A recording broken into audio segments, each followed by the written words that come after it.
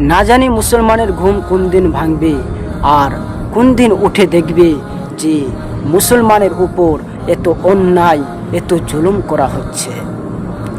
উত্তরপ্রদেশের সম্বল মসজিদকে সার্ভের নামে ভেঙে চুরমার করা হয়েছে।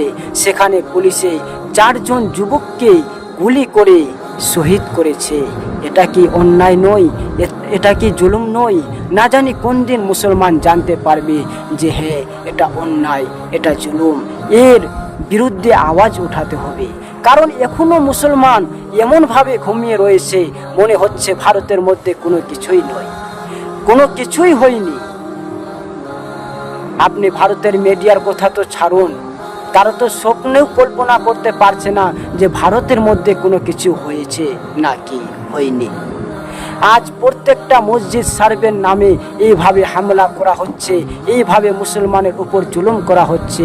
এগুলো কি অন্যায় নয়? এগুলো কি জুলুম নয়? কতদিন আর এইভাবে মুসলমানের উপর অন্যায় চলবে? কতদিন আর এইভাবে মুসলমানের উপর জুলুম করে চলবে?